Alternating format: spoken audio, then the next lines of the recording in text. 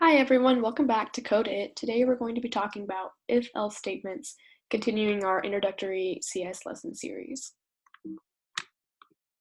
So first of all, what is an if statement?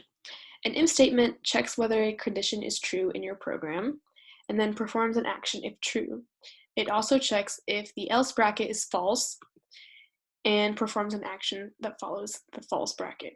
So on the right side, we can see kind of a pseudocode type representation of an if statement. So if a condition, like for example, if the ball is blue, there's your code. If condition is true, you can type out, maybe you can have the program print the ball is blue. Else, you can have the program print something like the ball is not blue. So if the condition is not met, the program will follow a different course of action. There are multiple types of if statements that allow you more flexibility when you're programming. So we have our basic if statement, if to specify a block of code to be executed if that condition is met. So you don't always have to have an else statement. You can just have if, say, well, if it's purple, do that, and then you don't even have to worry about the else. You can use the else to specify if a different block of code must be executed if that first condition is true and that same condition is false. An else if can be used to specify a new condition to test if the first condition is false. So we'll look at that example in a second, but basically else if is just kind of testing another condition after you've already tested that first one. So here we see that our variable color is set to blue, and then here starts our if and else if statements. So let's go through these and look at what the program is testing for. So if the color is red, then the program will print red. Well, we know that the color isn't red because it's blue, so we'll go on to the next statement, which is an else if. So we're checking for another condition here.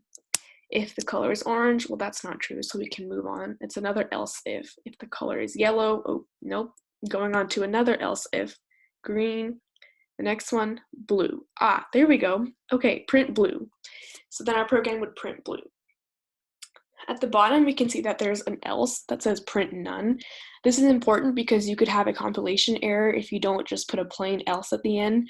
For example, what if our color was black and that condition wasn't met in any of these statements, and that would result in a program error. So it's important to put an else at the end to have it print a different statement.